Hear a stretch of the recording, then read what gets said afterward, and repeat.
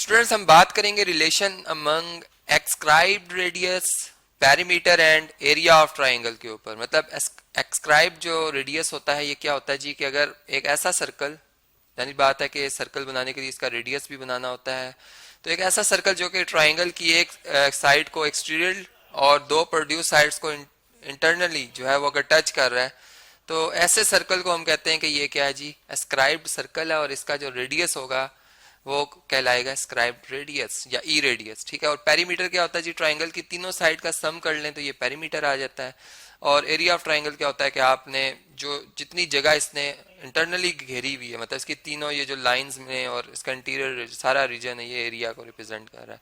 अब इनमें एक रिलेशन है, हमने स्टडी किया कि जैसे अगर रेडियस हमारे सर्कल का जो है वो अगर फर्स्ट कर ले, मैं इसे ए वर्टेक्स कहता हूँ। ठीक है। मतलब ये ट्राइंगल ए है, मतलब सॉरी ये वर्टेक्स ए है और ट्राइंगल ए बी सी है, तो इस ए के सामने जो सर्कल बनेगा इसका जो रेडियस होगा उसको हम R1 कहेंगे और सेंटर को I1 कहेंगे। और इसी तरीके से अगर मैं ए की जगह बी, बी की जगह सी और सी की जगह जो ए लिख दूं, मतलब चेंज कर दूं, इन्हें इनकी पोजीशंस को चेंज कर दूं, तो यही जो मेरा सर्कल है इसका जो मतलब जो सेंटर होगा वो I2 हो जाएगा और रेडियस R2 हो जाएगा। और अब ए पॉइंट फर्ज कर लें यहाँ पर और सी पॉइंट यहाँ पर, इसी तरीके से सी सामने आएगा तो R3 और सेंटर जो होगा वो I3 हो जाएगा। ये बात तो आपको समझ में आ गई।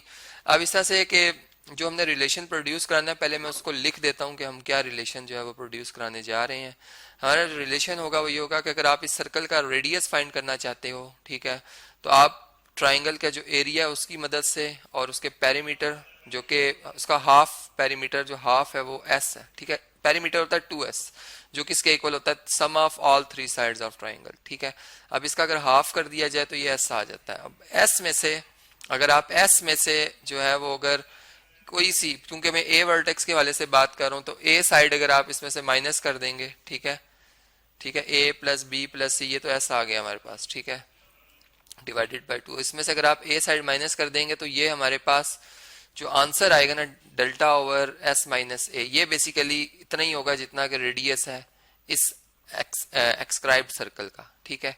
ये बात आपको समझ में आ गई। इसी तरीके से यही जो फार्मूला में मतलब ऐसा सर्कल जिसका के सेंटर I2 और रेडियस R2 होगा उसके लिए भी बना सकता हूँ, और इसी तरह I3 और जो R3 रेडियस वाला सर्कल है उसके लिए भी बना सकता हूँ। किस तरह से बनेगा जी, इस तरह से बन जाएगा कि R2 जो होगा इक्वल टू होगा delta divided by S minus B, और जो R3 है ये किसके इक्वल हो जाएगा, ये हो जाएगा delta divided by S minus c के। ठीक है जी, बात समझ में आ गई आपको।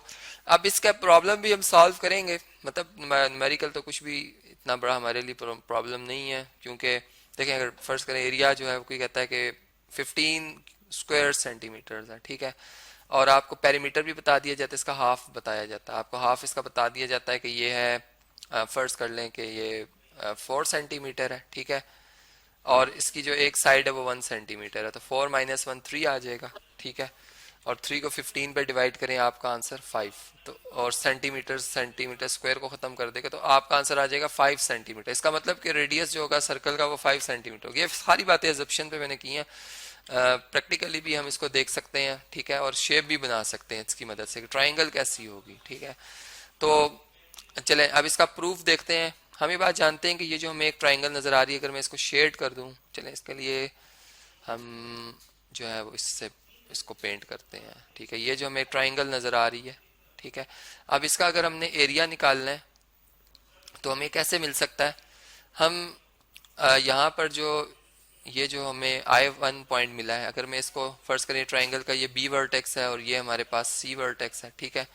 ये 3 वर्टिसेस आ गए हैं, और ये बात हम जानते हैं कि ये 3 टेंजेंट्स हैं, मतलब ये जो ट्राइंगल की 2 प्रोड्यूस साइड्स हैं और एक इंटरनल जो मतलब एक साइड को ये एक्सटीरियर जो है वो टच कर रहा है, 2 प्रोड्यूस साइड को इंटरनली। ठीक है। तो ये परपेंडिकुलर है, ये रेडियल सेगमेंट्स इसके साथ, यहाँ भी R1 बनेगा, यहाँ भी R1 बनेगा। ठीक है। तो अगर मैं I1 को B से ज्वाइन कर दूं, ठीक है, इस तरह से ज्वाइन कर दूं, और फिर इस B वर्टेक्स को मैं ज्वाइन कर दूं A से, सॉरी ये जो I1 वर्टेक्स है इसको अगर मैं A से ज्वाइन कर दूं, और सॉरी I1 से ज्वाइन कर दूं, तो ये मेरे पास एक ट्राइंगल बन जाएगी। ठीक है। अब ये जो ट्राइंगल है इसका जो एरिया होगा ये कैसे हम मालूम कर सकते हैं, ये आप जानते हैं कि एरिया ऑफ ट्राइंगल क्या होती है जी, बेस मल्टीप्लाई बाय हाइट और डिवाइडेड बाय 2, ठीक है। तो ये एक ट्राइंगल हमारे पास बन रही है। इसी तरीके से अगर मैं यहाँ पर इसी I1 वर्टेक्स को अगर C से ज्वाइन कर दूं तो एक ट्राइंगल ये बन रही है हमारे पास, ठीक है। ये आपको नजर आ रही है ट्राइंगल, ठीक है। तो अब आप देखें, और एक ट्राइंगल बन रही है BCI1, ठीक है, और इसकी बेस BC है, जबकि इसकी हाइट जो है वो R है, R1 है। जबकि ये तो ट्राइंगल मैंने आपको बताई, इसको अगर मैं यहाँ पर शेड कर दूं, इस ट्राइंगल के हवाले से अगर हम बात करें तो इसकी बेस अगर मैं फर्ज करें AB रख रहा हूँ, अगर मैं इसकी बेस AB रख रहा हूँ तो इसमें जो हाइट होगी वो बेस के ऊपर जो परपेंडिकुलर होता है वो होता है, इसकी हाइट होगी R1, ठीक है। इसी तरीके से ये जो ट्राइंगल है जिसके लिए हम इस तरह का कलर कर देते हैं, अब ये जो ट्राइंगल है इसमें अगर आप देखें तो अगर इसकी बेस अगर हम AC रख रहे हैं, ठीक है, AC जो कि B के सामने है, ठीक है, C के सामने C साइड है और A के सामने A साइड है, तो इसी तरह अगर इसकी बेस अगर B होगी तो इसका जो इसकी जो हाइट होगी वो क्या होगी, वो भी R1 होगी, जो कि यहाँ से आप देख सकते हैं कि इसके थर्ड वर्टेक्स इसकी बेस के ऊपर परपेंडिकुलर थ्रो किया गया है। तो इस तरीके से हम ये कह रहे हैं कि जो हमारे पास ये ट्राइंगल है ABC, इसका अगर हमने एरिया फाइंड करना है तो आप इस तरह से फाइंड कर सकते हो कि जो ट्राइंगल है आपके पास ABI, ठीक है, I1, इसका एरिया देखें यहाँ पर ये ट्राइंगल, इसका एरिया प्लस ये दूसरी ट्राइंगल का एरिया, और इसमें से अगर आप ये माइनस कर दें ये वाली ट्राइंगल, तो पीछे ये जो ग्रीन पीछे हमें शेड लाइन वाली नजर आ रही है, ये ट्राइंगल ABC रह जाएगी, ठीक है। तो यहाँ पे हम लिखेंगे ट्राइंगल ACI1 और इसमें से हम माइनस कर रहे हैं ट्राइंगल क्या जी, BCI1, ठीक है। तो एरिया के हवाले से मैंने बात की, तो सबके एरियाज को हम यहाँ पर कैलकुलेट कर लेते हैं। अब हमारे लिए बड़ा आसान हो गया इसको कैलकुलेट करना, ठीक है। एरिया ऑफ ट्राइंगल आपको इसका फार्मूला भी मैंने शेयर किया था। तो यहाँ से अगर हम देखें अगर इस ट्राइंगल का एरिया देखा जाए तो चले वो हम इस फार्मूला से निकाल रहे हैं। तो सबसे पहले हमने कहा अगर C साइड बेस हो, ठीक है, ये C साइड बेस है और इसके ऊपर बेस के ऊपर परपेंडिकुलर R1 आ रहा है, जबकि इसको हम डिवाइडेड बाय 2 करते हैं, ठीक है, एरिया के लिए।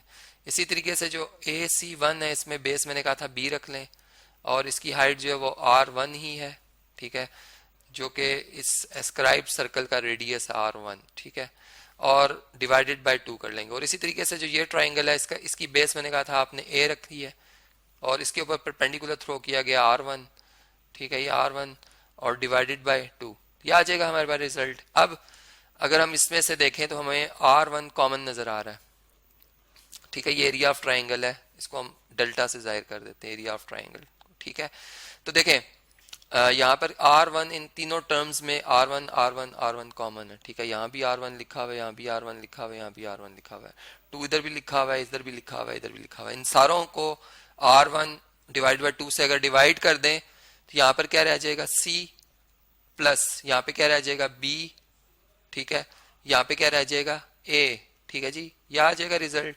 और अब पेरीमीटर का भी हमने यहाँ पे तस्करा किया था, तो पेरीमीटर जो होता है 2S वो किसके इक्वल होता है, वो A plus B plus C के इक्वल होता है, ठीक है।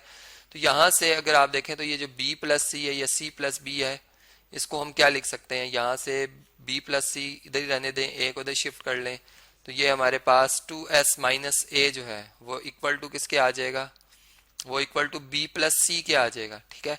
तो यहाँ से डेल्टा मतलब जो एरिया ऑफ ट्राइंगल है इज इक्वल टू आ जाएगी R1 ओवर 2, ठीक है, और B प्लस C की जगह क्या लिखेंगे हम 2S माइनस A, और ये A जो पहले से लिखा हुआ है इसको हम एज इट इज रहने देंगे। आप देखें नेगेटिव में दोनों लाइक टर्म्स हैं ऐड हो जाएंगी, ठीक है, यहाँ पे बन जाएगा -2A, ठीक है। अब इनमें से आप 2 कॉमन लिख सकते हो, ये भी 2 पे डिवाइड हो रहा है, ये भी 2 पे डिवाइड हो रहा है, या इस 2 से अगर हम इन दोनों टर्म्स को डिवाइड कर दें वो भी एक तरीका है। तो delta is equal to area of triangle is equal to, यहाँ से हम 2 कॉमन ले रहे हैं, यहाँ पे S माइनस A रह जाएगा, ठीक है, तो 2 कैंसिल हो जाएगा 2 से, और डेल इज इक्वल टू आ जाएगा R1 multiply by S minus A। मतलब हम एरिया भी निकाल सकते हैं, अगर हमें पेरीमीटर पता है इसका हाफ करके S निकाल लेंगे, इसमें से A साइड माइनस कर देंगे, मतलब तीनों साइड ही पता होनी चाहिए, और R1 से मल्टीप्लाई कर दें तो हमें एरिया भी मिल सकता है। और हम यूं भी कह सकते हैं कि R1 अगर फाइंड करना है तो delta over S minus A, और सेम इसी तरह मैंने कहा था कि अगर B वर्टेक्स के सामने बनाने का delta over S minus B और C के सामने बनाएंगे तो delta divide by S minus C आ जाएगा।